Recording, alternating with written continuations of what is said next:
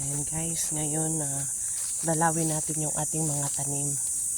Yung lemon as usual, siya pa rin, lemon pa rin siya. Hindi pa siya magulang, dapat magdilaw muna siya. Ayan malalaki na tol. Malalaki na yung kanyang bunga. Ayan, dati yan maliliit pa lang, bulaklak pa lang ito. Ngayon ayan, malaki na rin siya. Ayan, lemon yan guys.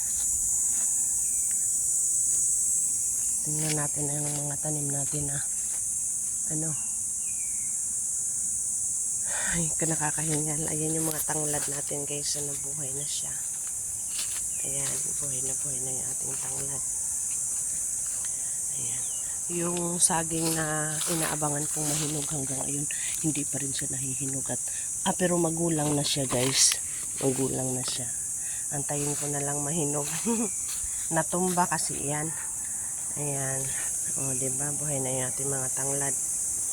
Ito yung apple guava, diba, lalaki na rin yan. Ayan diba, ang ganda na ng ng mga tanglad, nagdahon na talaga siya. Ito ko siya tinanim sa dulo kasi pag lumago na siya, magiging masukal na, kaya lang kailangan nalagaan natin sa pagtitrain yan. Itrain natin, ayan Ito nga pala ay durian. Durian, may isa pang durian doon sa taas. Yung avocado natin, napakarami na niyang tapos na yata siyang ayun, tapos na yung kanyang pagbubulaklak. Pero guys, tingnan nyo siya, ang natitira ay 0. Ganun pala yun, pag nagbubulaklak ay iilan lang din ang nagiging yan, magiging bunga. Kaya pala sabi ng hipag ko, nagbubulaklak pa lang, kaya hindi natin masasabi kung maganda ba ang bunga niya, kasi ang dami-dami talaga niyang bulaklak nung nakaraan na. Ngayon ayan na siya, ganyan na. Tingnan nyo ilang piraso lang yan. Ay, yung langka namin ay 10 puno dyan, wala na. Ang sarap nun guys, napakatamis. Ito yung puno ng santol, madaming bunga. At saka itong mangga, madami din bunga. Kaya lang, ayun din sa dulo ng kaya lang napakataas naman. Paano naman yan natin makukuha? Pag pinaakyat siguro, pero yun yung mga manok. Tsaka yan, isang durian pa yung puno na yan. Durian din yan. Tingnan nyo guys yung mga langka sa kabila guys. Na nasisira lang. Yan kasi hindi na nila kayang alagaan yung langka. Kumbaga, hindi na nila kayang balutan sa taas. Kaya dapat talaga guys, dito may hagdanan ka. Yan yung marang na natumba. Pero still alive pa rin siya. So kailangan lang yan ng umulan ng umulan, at maganda niyan, mababa na siya pag kinuha ko. Ayan, nagsusuloy yung bagong mga sanga. Yang ibig sabihin lang, malapit na ang pagkukunan ko. Itong bayabas nga pala, kanina nanguha ako, ang dami kong nakuha. Tapos kinain ko na yung iba. Ayan kasi nalalaglag lang yung mga bunga ng bayabas. Ayan, ang daming laglag kahapon na nakita ko. Ayan ang mga tagli. Nalalaglag, ayan nalalaglag, ayun madaming laglag. Kaya sayang naman, ay hirap na hirap akong lambitinan. Lambitinan yung bayabas. Yung itinayo natin malunggay, nagkasuloy na rin siya. At nanguha na naman tayo ng malunggay. Siyempre malunggay is life. Ayan, madami na akong ipapakita sa inyo guys. Matagal-tagal tayong hindi nagkasama. I-update ko kayo dito sa mga tanim namin sa bukid. Nanguha pala ako ng tsesa kanina. Meron na akong 2 tsesa doon na nakuha. Hinog naman to. Yun. Ito na naman. At saka yun, malunggay na nakuha natin. Tingnan nyo pala yung aking bayabas na nakuha. Marami pa dyan sa loob ng bag. Kaya lang ayoko nang kuhanin. May tsesa tayo na nakuha. Malinggit lang nga. Pero meron doong malaki, hinog na rin. At saka yan. Ito yung ating mga pananim ng asawa ko, o 'di ba? Ayan guys, may mga bunga na siya. Ayan, 'di ba? Nakakatuwa, may bunga na siya. Mhm. Tapos ito sad kasi namatay talaga siya. Bakit? Kasi kinaykay ng manok. Ayan, marami na siya mga bunga. O, 'di ba guys, may mga bunga na. Ayan yung iba na late nang lumaki. Pero yan, may mga bunga na. Maliit pa pala sila, nagbubunga na. Ayan, may mga bulaklak na. Ito, malaki na yung bunga niya guys. So, nakakatuwa. Di ba? So, ito yung pinaghirapan ng asawa kong itanim. At linisin yung kanyang at gawa ng mga balag. Yan, nagbunga na rin. Sabi nga nila, pag may itinanim ka, may aanihin ka. Kaya yan, malapit nang mag-ani. Nagkakaroon sila ng yung dahon. Kinakain. At yun. Ito naman guys, pipino. Ayan tumutubo na rin sila. Kailangan ng alisin tong dahon ng saging. Ay, saha ng saging. Yan dami ng pipino.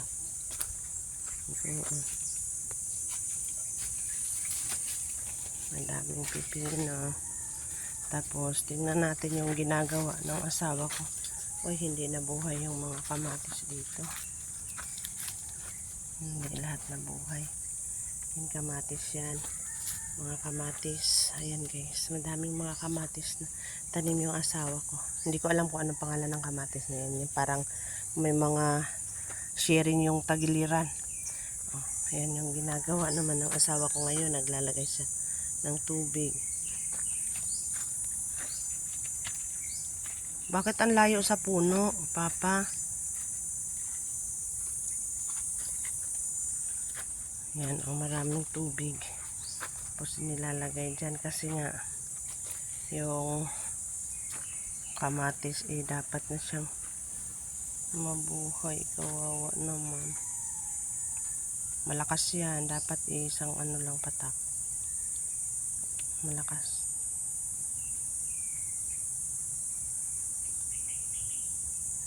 Ayun. Yun yung mga kamatis. Ito yung update ko sa inyo guys. Tapos titingnan natin yung mga okra. Ayan. Dito naman part ng mga okra. Malalaki na yung mga okra. Diba? Pero talagang sobrang alaga ng asawa ko yan. Kahit mainit, pumupunta talaga siya dito para madiligan. Sobrang init po kasi ngayong panahon na to guys. Kaya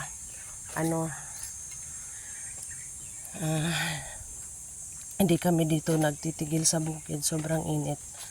Kahit naman maraming puno ng kahoy, okay lang naman. Kaya lang mas marami kaming ginagawa doon sa bahay namin kisa dito. Ito naman didiligan lang muna namin, pero hindi pa kami kailangan na naman na maglinis. Madami na rin kaming lilinisin guys na dapat nang malinis talaga. Kasi pag umulan to, katulad na naabutan na yun ang paglaki ng ay di pag inabot yun ng ulan, magiging masukal naman siya pag hindi natabas. Ayan guys, punta tayo dun sa taas sa may kubo. Ayan na guys yung ginawa ng asawa ko. Yan, yung pipino may mga buti na sila kasi pasibol pa lang yung mga pipino, kaya dapat alalayan sila kasi sobrang init talaga sa tanghali. Kaya ayun yung ginawa ng asawa ko, nilagyan yung yung ibang tingnan nyo, hindi na siya bumunga. Punta tayo doon sa taas guys para makita natin yung iba nating namimiss na pananim. Ayan. Tingnan natin yung ating langka na Ayan di ba malaki na yung mga langka, tapos yung isa binalot na namin ng sako. Naggawa kami ng hagdan para maabot ng asawa ko. Ayan may 3 bunga pa, so kailangan natin balutin yan isa-isa. Hindi ko alam kung kaya i-survive ng kanyang puno ay ng kanyang sanga. Yan, maliit naman yung kanyang sanga. Pinagkakapitan. Ito palang ating Ayan guys, ang bulaklak na yan guys ay pagka nawala na yung bulaklak ay bunga na siya. So, ibig sabihin yung ating duhat ay napakaraming magiging bunga. Kasi ayan Ayan diba? So, ito yung mga gabi natin guys. Survivor ang ating mga gabi. Kahit papano kahit napakainit. Ayan, nagsusurvive yung mga gabi natin guys. Nagiging maayos yung pagtubo nila. Yung mga ayan, hindi sila nahihirapang tumubo kasi ang gabi nga talagang napaka-survivor yan sa lahat ng kahit mainit. Mabubuhay yan. Ito naman laging sinisigaan ng asawa ko malapit kaya yan nagiging pero aalisin ko yan kasi tataniman namin ng ibang pananim yan dyan. Tingnan naman natin yung mga kalabasa. Marami nang nabuhay yung kalabasa. Ayan, masarap daw yung ng kalabasa na ito. Napakaraming puno naman ang nandiyan na buhay. Pero ang dami pong kinaykay ng manok. Ayan. Nabuhay siya. Pero, ayan kinaykay ng mga manok. Kaya, ayan, nawala na yung mga bunga. Ay, pananim. Ayan, wala na. Ito, malaki na yung, ayan, nadiligan ko na rin sila kanina. Ayan, mga kalabasa. Dalawin din natin yung mga sili natin guys. Ayan, may mga hinog na rin yung sili. At nanguha din ako ng talbos ng sili guys. Ilalagay natin sa munggo. Ayan, madami na naman ako nakuha. Ayan, dito sa paligid, ikot lang tayo dito guys. Marami tayong mapipitas na ayan mga sili. Mapipitas na pang gulay habang ang ating mga gulayan na itinanim ay hindi pa ready. Kaya dito muna tayo sa paligid. Ayan, marami din yung bayabas pero hindi ko alam guys kung may mga bunga. Parang wala ata. Meron yata pero nandun sa mataas. Titingnan natin. May bunga. May bunga yung bayabas.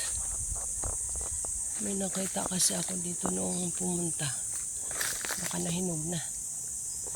Hindi ko makita. Nahihilo ako katitingala guys. Kaya hayain na yan dyan. Kung may bunga siya, edi may makakain yung ating mga ibon. Kasi ang sarap sa pakiramdam na yung tanim mo nakakain ng mga ibon. Sila yung nilalang ni Jesus na nasa himpapawid. Kaya ayun na to. Maliliit yung mga sili. Ang dami ko ng ipon. Kaya lang guys, ang mga sili dito ay hindi ganun kaanghang. Ayan Hindi ko alam kung bakit hindi sila ganun kaanghang.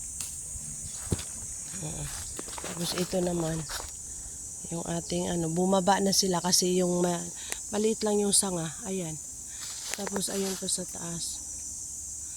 Malapit na natin kunin yun guys. Magagawa na tayo ng sausawan. Ayan malapit na yan siya. Malapit na.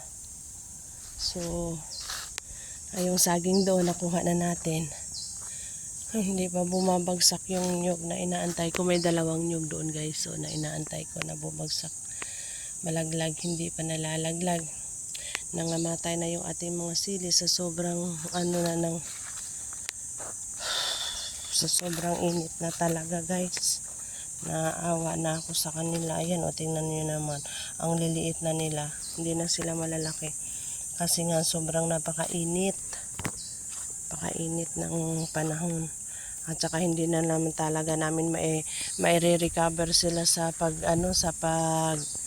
tawag nito sa pagdidilig. Gawa ng ang tubig ay dinadala pa namin mula sa amin. Doon sa nayon. Kaya ayan, hirap na hirap silang lumaki. Malapit na sigurong bumagsak yun pero talagang hindi pa nabagsak ay.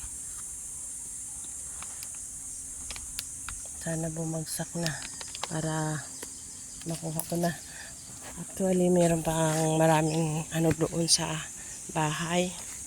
Madami pa doon. Yan nakakaawa sila. Tuyong-tuyo talaga yung mga sili guys. Sayang.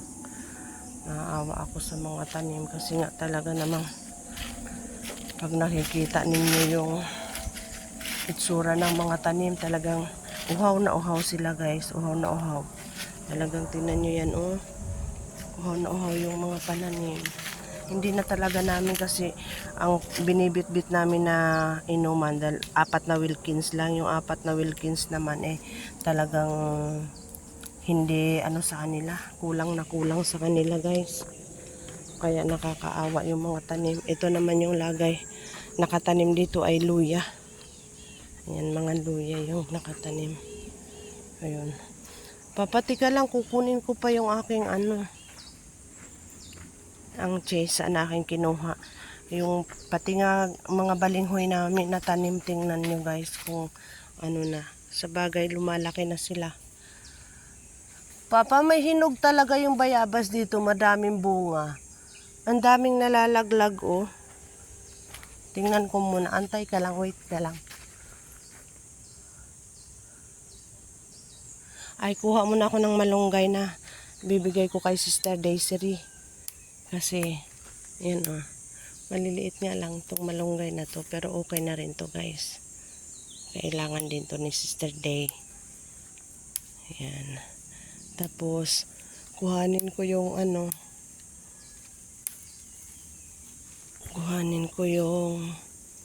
ayun may chesa doon. O, diba?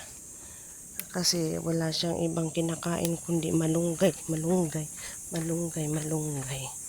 Ayun, ito yung ating chesa. Kailangan na. Hinog na to guys, hinog na. Papakita ko rin sa inyo yung alugbati na tinanim ko.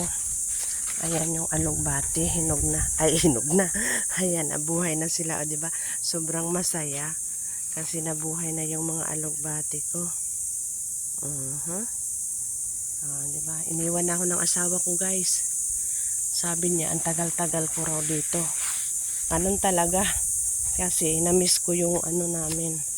Yung mga pananim namin. Ayan na-miss ko yun. Malalaki na sila. Nangunguha pa nga ako ng sili. Iniwan na ako. Hayaan mo nga siya. Di rin yun makakatiis guys. Iintayin din ako nun.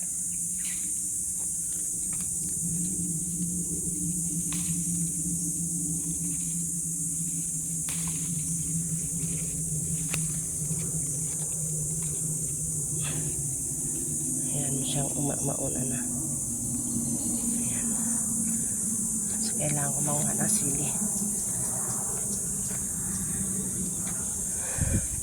Ayan. Ayun mga malunggay ko. O, diba yung nakahilirang ito. Malaki na sila. Yung naman, kinain ng kambing. Okay lang yun guys. Bye-bye na. See you tomorrow na naman. Ay, hindi na pala ako pupunta kasi mag-aano ako.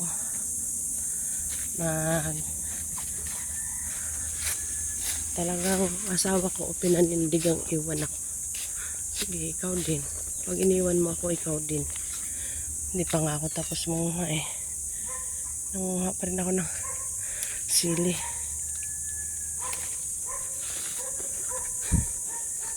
Si Jackie yung tumatahol. Kina-Chloe.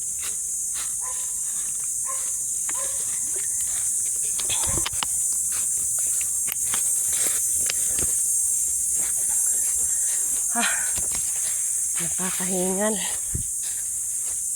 Ayan guys, uwi na tayo. Uwi na. Pag nagtag-ulan ito, naku, napakalago na naman ng mga dito. Wala pa si Chloe. Wala pa sila Chloe. Nauna na kami. Kamangha muna ako ng sili.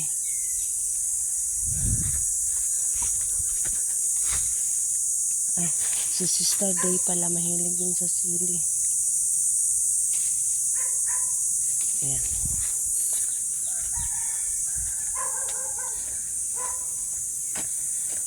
Ayan mo yung asawa ko, iniwan na ako. Magmamadali nang umuwi. May gagawin kasi yun doon na dahil bunga ng kanilang papaya o Sister Flora. Pero sa kapatid niya ata yun, sa bayaw niya. Yun ang lahi na ng asawa ko. Hayaan mo siya, maaabutan din natin yan. Basta ako, Nanguha kasi ako ng nanguha ng sili na. Ang dami ko kasing nadadaanan na hinog. Kaya nanguha ako ng sili.